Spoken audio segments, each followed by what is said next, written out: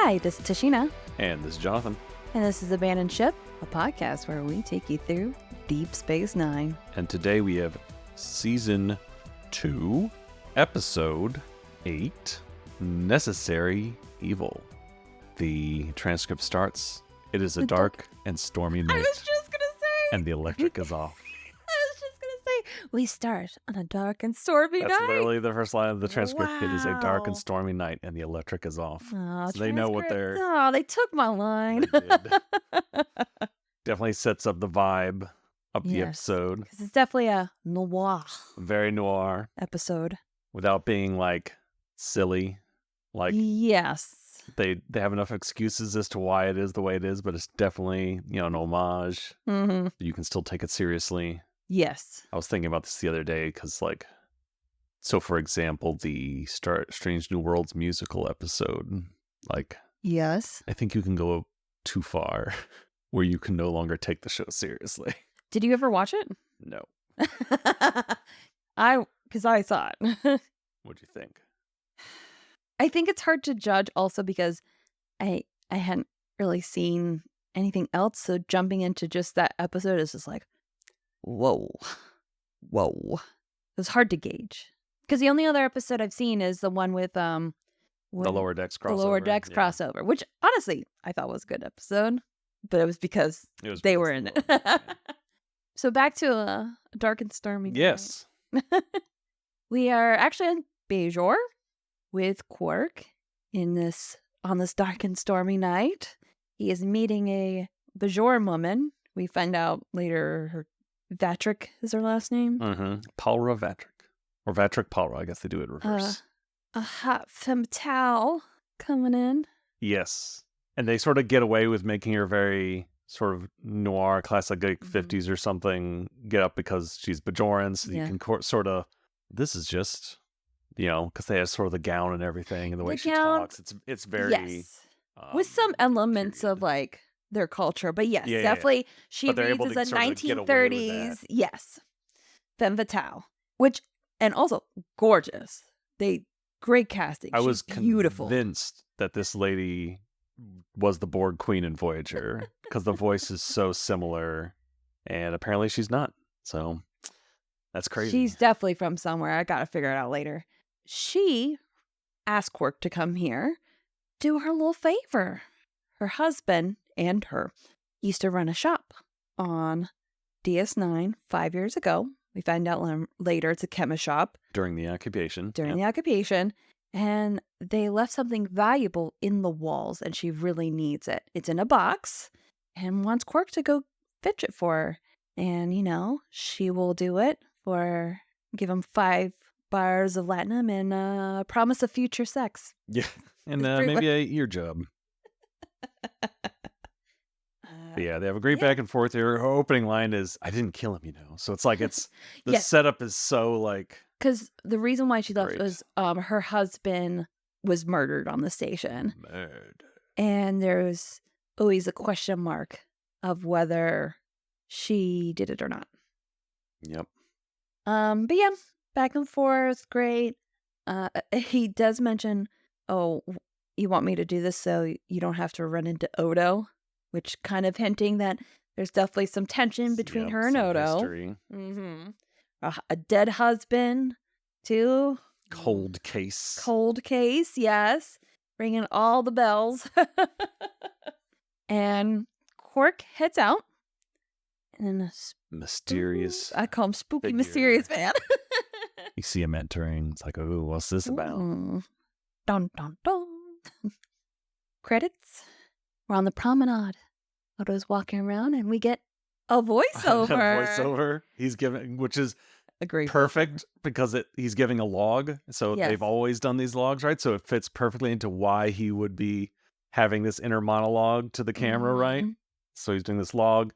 He, at the request of Cisco, he's making a log because Starfleet likes records. He doesn't understand it. He doesn't care for records. I just love this whole thing. Yeah. They love records so much, they have to invent new ways to store them microscopically. Otherwise, they would overrun all known civilization. I mean, it's true. They record every single day. The power of bureaucracy. And he also, he alludes to the fact that they want, I guess, his thoughts and stuff down on record. And he's like, ugh, they don't trust my memory, but my memory's great. Which, I mean, I think he does prove that he has a really good memory from in this episode alone. He ends the log with, and here's my actual log. Everything's under control. End log.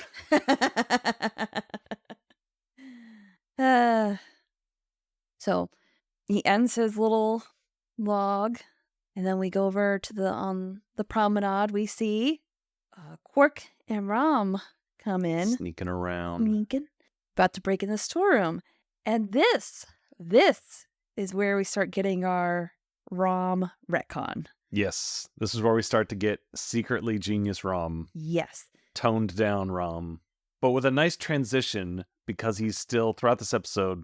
Spoiler alert: when he thinks Quark is dying, he still becomes, obsessed with getting the bar, which is in keeping with his past character of always trying to kill a full Quark. retcon of this character. They even think that he's the one who did it because of his past history of trying to kill Quark.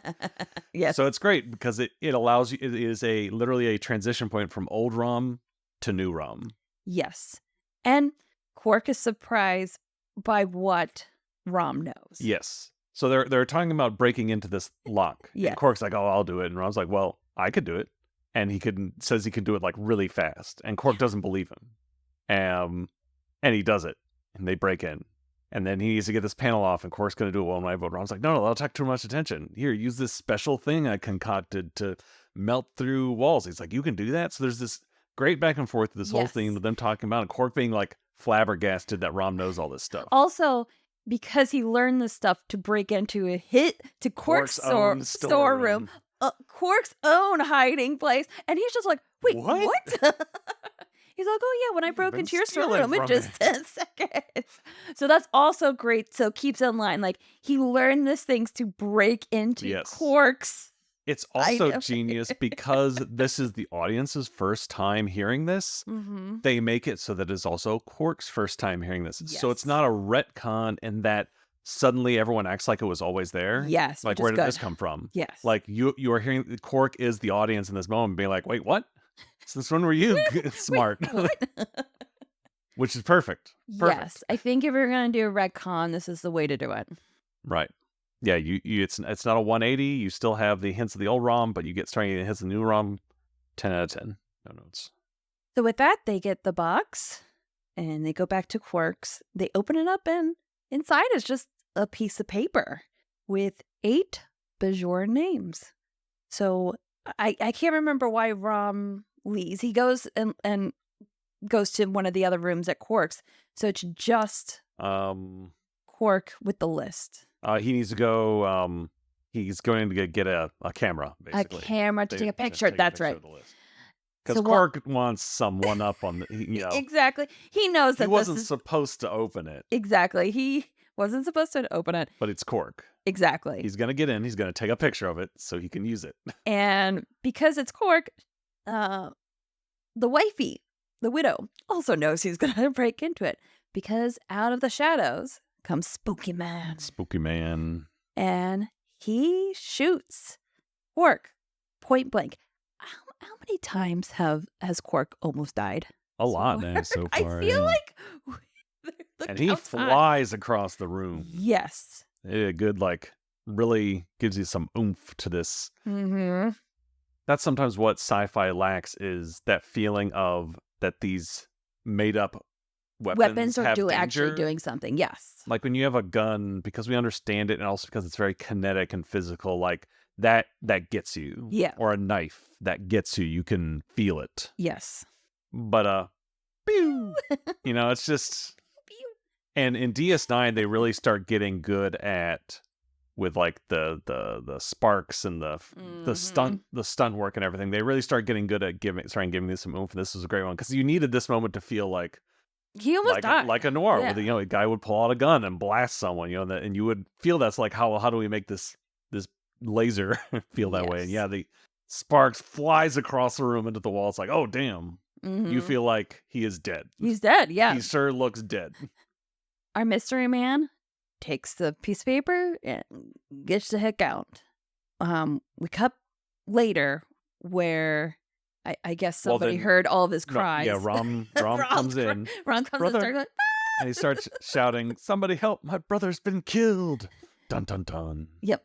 Credits, not credits, ad The break. ad break, yeah, where it would be. And So we yeah, come great. back. Like, there's a lot of great like transition points in this episode too. Like, they really did a good Mhm. job shooting it, and just the whole Yes. craft was Yes. on point. When we come back, now it's bustling. Yep. Everybody's there. Doctor's there. Doctors, they're Bashir's trying there, to yeah. save him. He's asking Shouting medical stuff. asking how did a weapon get through, because that would narrow down what actually hit him, and Right. then he could help him. While that's going on, Odo, Kira, Cisco are there trying to figure out what the heck happened here. It's also a nice subtle way of explaining how he lives at all, because usually you get shot with these weapons, you get vaporized, or you're just instantly dead. Mm-hmm. They never ever save people from something like this. Yes. So they do a little nod here to try and cover that, where they go, okay, what kind of weapon was it? It had to have been something that'll get past the scanners, because you're not supposed to be able to have weapons. Which means, okay, so you're thinking this is some sort of like kit bashed thing. It's not like a real Slapdash, weapon. yeah. So that's probably why it's not as fatal as Yeah. it could have been. Exactly. So you get a little like believability there about why Quark conveniently why he is not lived, yeah. dead. But he's in very bad shape. Basically, he looks dead. They gotta cart him off and like put him in a coma, basically, and he's on more or less on life support. Yes. Just like a classic. They can't have. That's the other thing with this being like a noir episode. You want it to feel a little more classic, where stuff like this would have weight. You'd have to be in the hospital for a while. It's the classic guy in the hospital, and the assassin's gonna come and kill him there. But they fix everything so quickly in the future, right? Yes. It's always like they get a cut or something, whatever. So you got to make it feel as close to death as possible. Yeah, to where you feel like there's actual stakes, and they can't just with their technology just fix it instantly, because it would ruin the drama. Yes. Yeah. Because since Quark is out of commission, they kind of have to rely on Rom for info. Yes. And not the brightest bulb in this area. Odo pretty much goes straight to Rom to try to get as much information, because he could tell he's hiding. Also, they start out by accusing him of the murder. Yes. Because and Rom's like, why? It's like, because you would get the bar. So yeah, Rom goes like, oh yeah, I would. But the way he's tried before, Rom wouldn't just directly shoot him. You know what I mean? He does it indirectly. Yeah. And I think Odo knows it, but he has enough to hang over his head to get the truth out of Rom, because Rom's like, oh, I don't know where we got the, you know what I mean? He's just like, ho hum, ho hum. What they do a little good cop, bad cop. Exactly. Because Cisco's like, oh, this man is father to my son's best friend. He wouldn't hurt him. Rom, because Odo's going really hard. It's like, you should tell us that it'd be in your best interest to tell us what happened. It's a little good cop, bad cop. Yep. It was a great moment for Odo and Cisco. Because Cisco's not really in this episode, so it was nice to have like one good moment with him. And then Rom spills everything. Rom, as a friend, if you know anything that might be helpful, I think you should tell us. It's like, wait, since we're really friends. But yeah, so Rom starts telling him everything. And then they just do like a cutaway where clearly he's like suddenly spilled the entire story to Odo. Which I appreciate. Yep. And they're heading to the chemist shop. And that's when Odo's like, wait, you got the item from this shop? And he's like, the pieces start coming together. And then we get our first flashback. Ooh, so excited. And the first thing we see in this flashback is our favorite fuckboy, Ducat, lounging about. Yep. This is old Tarek Noir. It's all smoky. Yep. That's the other thing. Now then you get to go back to old Tarek Noir, where it's all like dirty and there's ore processing and stuff, so you get that smoky look, which is great for the atmosphere. Definitely has this like refugee feel to part of it, where the Bajorans are kind of held, and it looks so different, which I appreciate, because they don't have a ton of resources. Yeah. So what they were able to do to make it feel very different from this 5 years and very different under Cardassian rule. Yeah. I thought was genuinely some good Yeah, they stuff. really went all out. I mean, it's like they have all this smoke going around. The lighting's completely different. They've got a lot of junk everywhere. And They have like just like extras, extras barring like and make it look sections gates and stuff off, like which that. definitely has Yeah, this oppressive feeling like, it's like oh, them it's, over I mean, there. it's a Yeah, labor camp. It's pretty exactly. dark. Yes. And I thought they did a good job with the resources they had. So Ducat has called in Odo, and he's kept track of him. It sounds like for a while because Odo, when he was with the Bajoran doctors, I guess pretty much they showed him off to the Cardassians as like a science project. Right. Like, look what we're doing in our, which is our first hints of this, I think, because we haven't seen the Dr. Mora yet. No, we've only the only mentions we got was the episode with Troy, where he's like, I had to put on a show. Yes. Okay. So we got the idea. So now that we're getting more of specifics on that. Yeah. So we have that where he had to put on a show, and so he mentions that Ducat mentions like, well, we thought you were like putting on this show, and Ducat's just like, ugh, not Ducat. Odo's just like, oh, gross, like Yeah, you can that tell was he past me. was not comfortable with that, and Yeah. Ducat, to his credit, also saw that like there's more to this person than Yes, a Cardassian neck trick. exactly. That is. He saw the potential in Odo. So when Odo left the Bajoran doctors, he's kind of kept track of him and like what he's been doing. And he knows that he's settled disputes between the Bajorans. So he is a good outside mediator. Yeah, he's established himself as like a neutral third party. And now, for some reason, Ducat needs a neutral third party to do something for him. He needs him to investigate a body. And he pulls up a sheet. Yep, there he is. And there's a dead body right there while they've been talking. This is Vetrick, the chemist, and they're in the chemist shop. Yep, which is where Quark found the box. Mm-hmm. So because of his abilities, his standing with the Bajorans, he thinks he would be the best person to investigate and be able to find answers.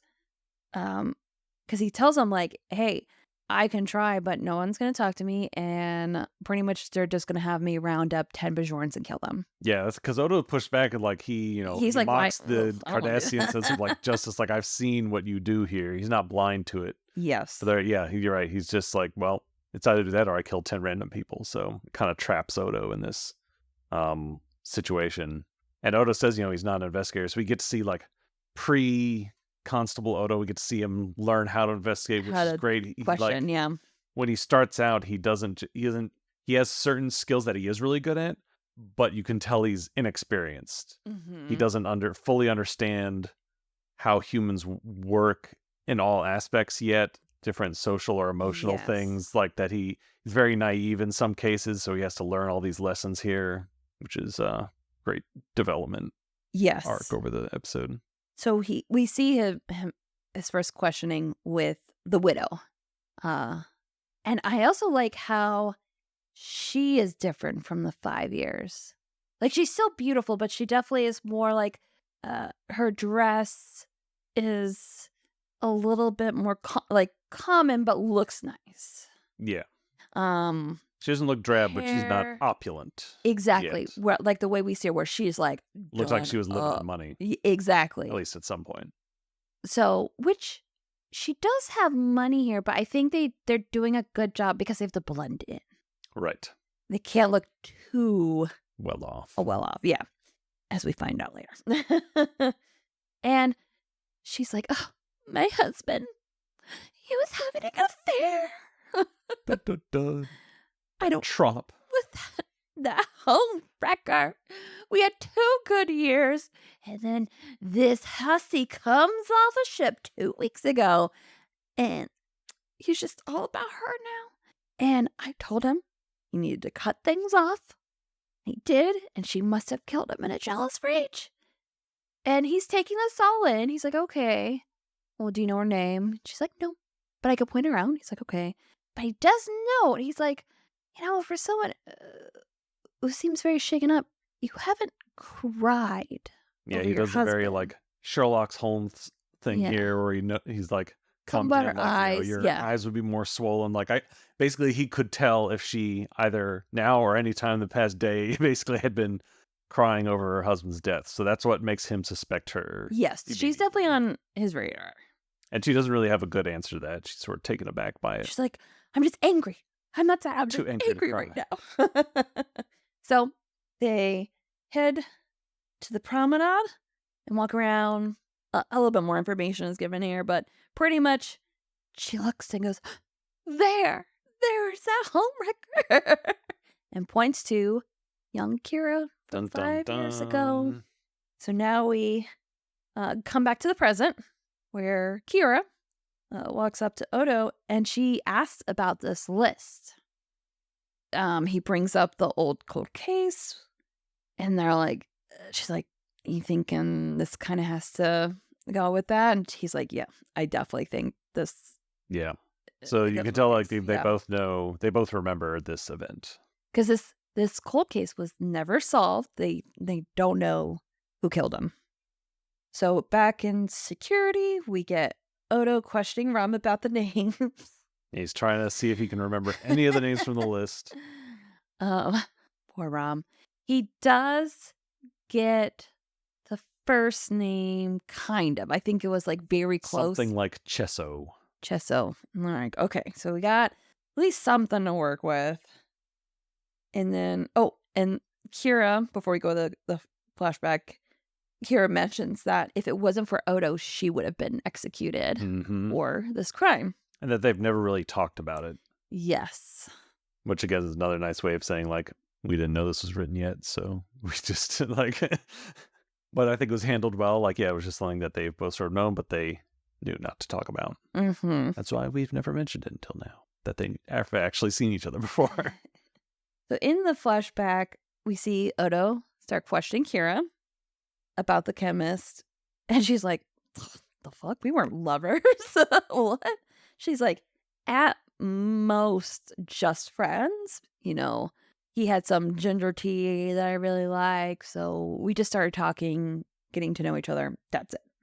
Her alibi is that Kira's here because she was fired from her last job where she punched out the supervisor because he tried a little something.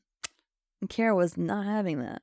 So she came here to try to find some work and went to Quark because she heard that he sometimes gets Bajoran ladies to help around there.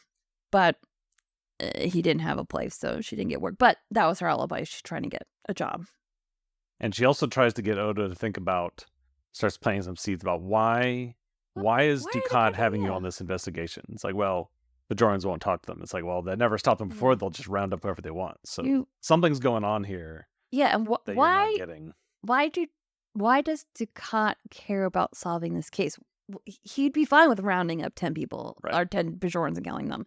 So why does this case in particular, he actually wants the perpetrator? Yes, the actual one, not just who we say did it. Back in the present, we are now back on Bajor with our widow. Looks like the lights are on. Yeah, that's the other thing. Her power was off in the beginning of the episode. Her power's on now. She was there. They'll note that later. So Odo is questioning her. He mentions the name, Chesnu, whatever. Chesso. Chesso, the name on the list. And he also mentions that Quark is not dead. He's on the line, but he ain't dead yet.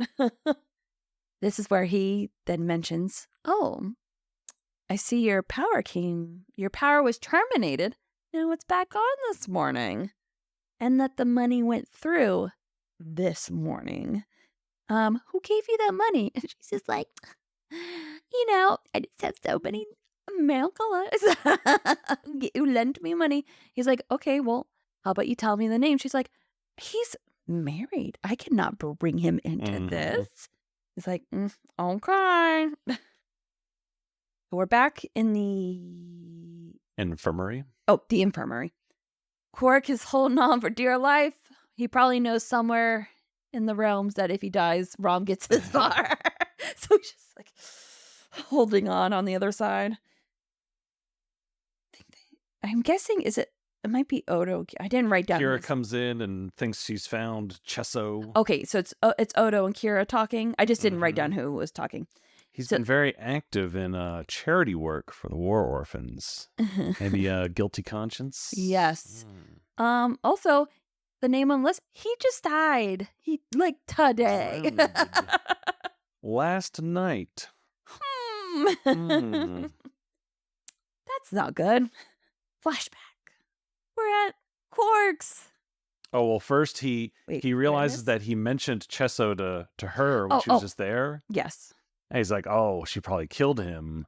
And now he's fearing for Quark, so he gets some security to, like, guard Quark. Because he mentioned that he was alive as well. So yeah, now we're back at the flashback at Quark's. I feel like probably should have gotten more than one security guard, but probably. Yeah,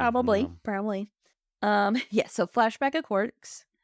Odo is questioning him about Kira's alibi, which Quark being Quark is like, oh yeah, she came in and she showed me how to she would get the job done. Like, a lot of coming up with his own little fantasy, sexual innuendo here, yeah. And Odo's not buying it. Bullshit. At all. He's like, you lie really bad. You're really bad. So, but through this, he finds out that Kira paid Quark for his Quark alibi. basically gives her up immediately. Yeah.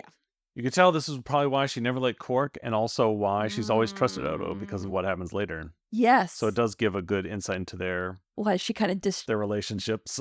Why, in particular, she distrusts Quark. Right. Yeah. Because definitely from her perspective, like, because he sold her out a heartbeat. Obviously, there's his treatment of women and all that, but also from Kira's perspective, there's nothing worse than a collaborator.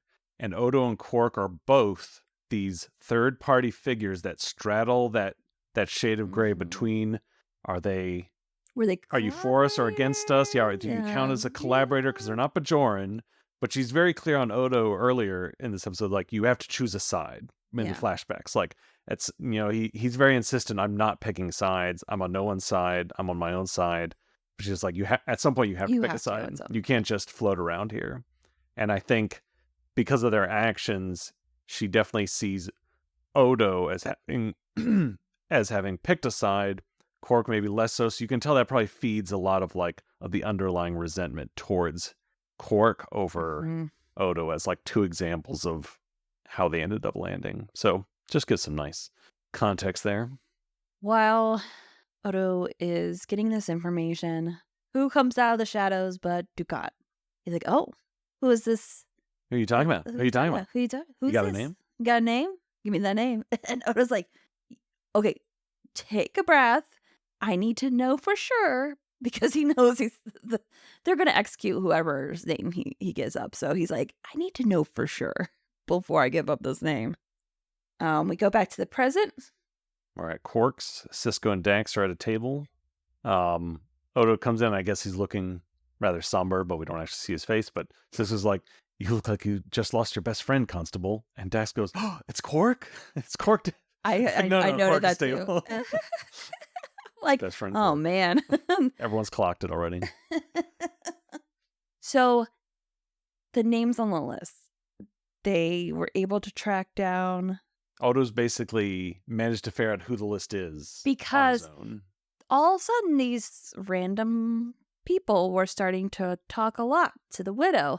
And send her a bunch of money. And he figured it out that this list, they are collaborators. And she pretty much blackmailed them to get money. Because no one made it out of the occupation with that much money except a collaborator. Yes. And she must have just killed Chesney, whatever, just because she didn't want any kind of tie to her. Maybe. I think kind of feels like there's a hint later that it was not her. We'll see. Yeah, we'll talk about when we get there. Oh. Oh, I didn't even. Okay. Yeah, I guess they're assuming right now that maybe he refused to pay because he was the one who's active in charity. So I guess it could be this too. He was the one who was active. They established him being active in charity. So he clearly maybe had more of a guilty conscience than the rest.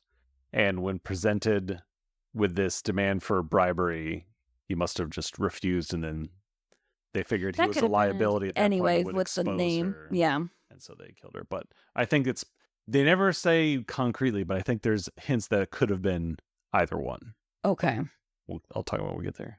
So pretty much they also, I don't know if they talk about it right here or later on, but pretty much the chemists and the wife were working with the Kardashians back in the day. That's why they would have a list of collaborators. They were the head of the collaborators. Yeah. And they were working with... He was the Ducat's contact. Yes. So he orchestrated everything. And that's why they lived a little bit better than the other Bajorans on the station, because they had their own quarter. Oh, that's what they were questioning in the promenade. Quarters. They have private quarters. They just lived a little bit better of a life. Yep. Than those around them. Oh, so they're, again, probably shouldn't be talking about this information out in the open because Spooky Man overhears this conversation. Dun dun dun. So Odo's walking around promenade, going to his office and giving a monologue in very Noir style. We give some hints here about like the changelings. He gives it like, he talks about like a race memory of the sense of like justice and order as his like only clue as to what his people might have been. So another little tidbit there that they do capitalize on later. Yes. Yep. Talks about justice is blind. So we get a flashback where Odo is pressuring Kira into the truth of where was she. Yep. He knows she lied about her alibi. She tries to give another one, but he's just like, nope, you're still lying. I can tell. You're really bad at this.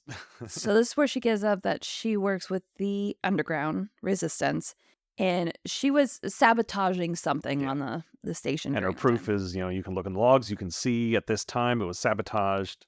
That's why I've been trying to hide what I've been doing, because I'd be executed if the Cardassians found out. Oh, and I also want to note, before she tells him this, Odo's idea of justice is very simple at this time. I think it's definitely more nuanced and present, but in the past, very simple. If you're innocent, you're innocent. She's like, it is not that simple. Because, I might have not killed this man, but I was doing something else, which Kira believes was the right thing to do. But under the law of Cardassians is not. So is she innocent? Right. And I think that's a good thing. Like, she's pressing upon, like, in these circumstances, innocent is not simple. Yeah. It is not that black and white. And this is where we have to choose a side, because now you have to decide whether you're going to give me over to the Cardassians or not. Yep. And Ducat busts in, and he's like, oh, is this her? Is she the killer? Like, damn, boy. Odo's got to choose. And he says, no, not her. She did not. But she walks out, and Ducat grabs her arm for a second. It's tense. And he looks, and she gets, like, her side profile, which indicates, like, oh, would he remember this moment or not? Because he didn't see her face. Right. Really. Yeah. It was more of, like, a side profile. And she was just, like, very, like, gray rocking it. Like, like prey in a trap. Yes. So I don't know. But Odo But he lets her go. Odo's very convincing. He's like, I am convinced she did not kill Patrick. So he's being very specific.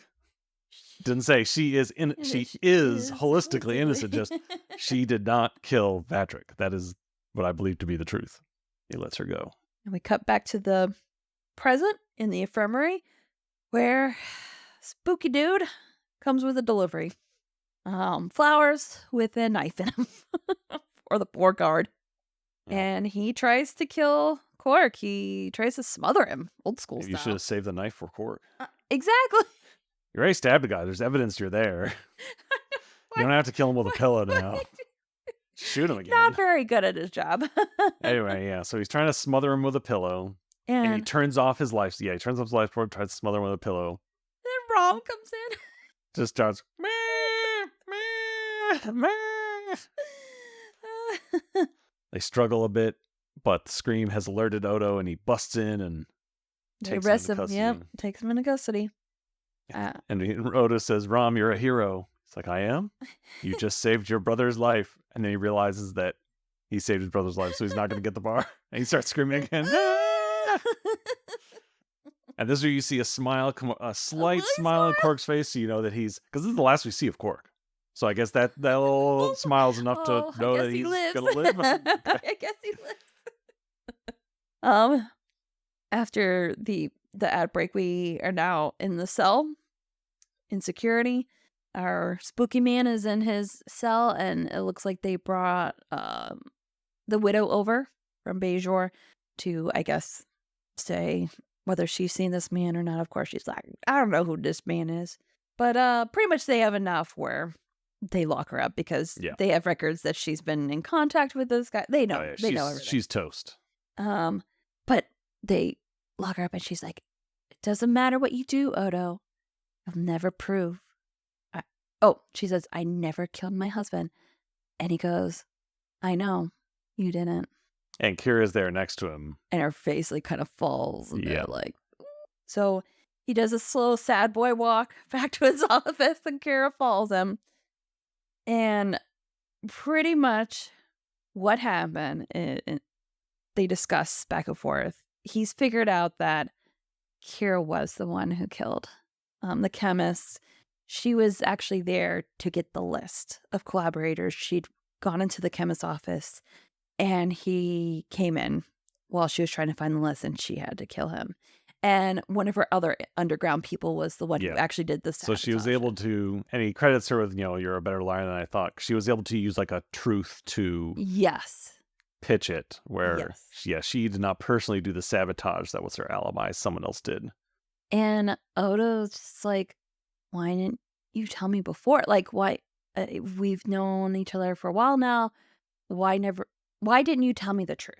And Kira, she says she didn't want it to affect their friendship. Like his opinion means a lot to her. Mm-hmm. And she wanted to tell him the truth, but was afraid it would change things and change the way he saw her.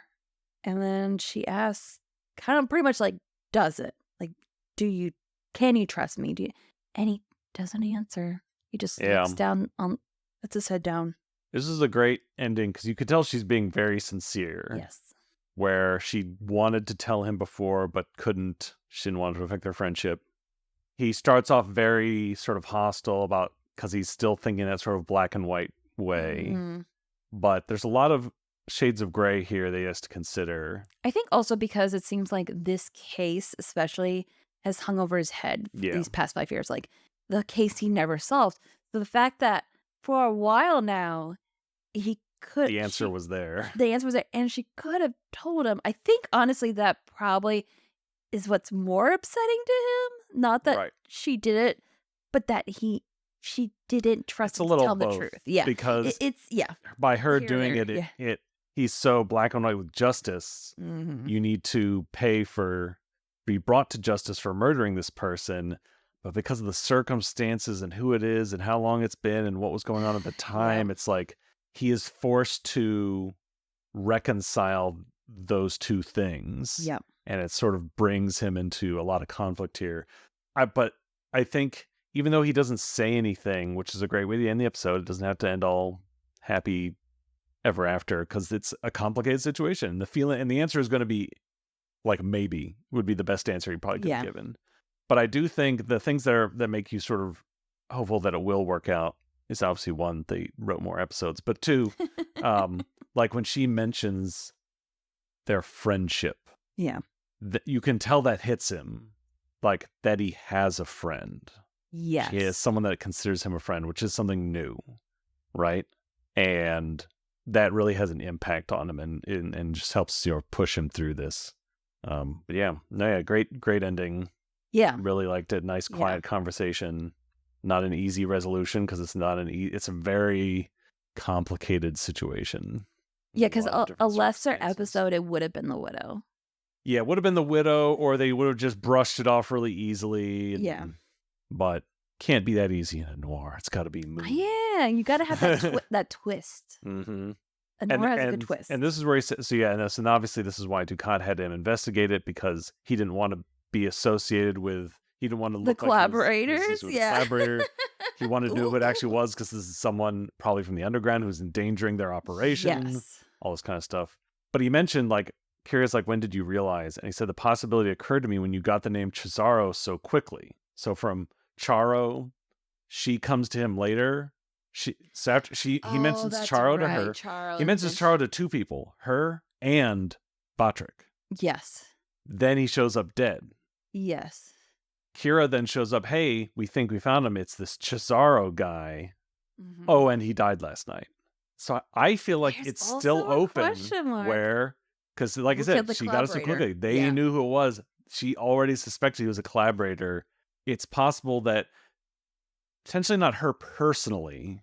Maybe she could have told someone of her old buddies in the underground. Yeah, but I don't think it's clear who knocked him off. I don't think they ever answer that. Interesting. Yes. They both have motives. Either Kira or someone else on Bajor could have done it as revenge for being a collaborator because they had the name, or because he was, active in charity, that he was feeling guilty, that he rejected the bribe, and they had to kill him for... That's probably the easier answer, but I do like that they don't answer it specifically and that it could be either way, which also probably Odo realizes and plays into this whole conflict he's going through. He has to reconcile, like, it may not be just in the past. What if she killed Cesaro yesterday?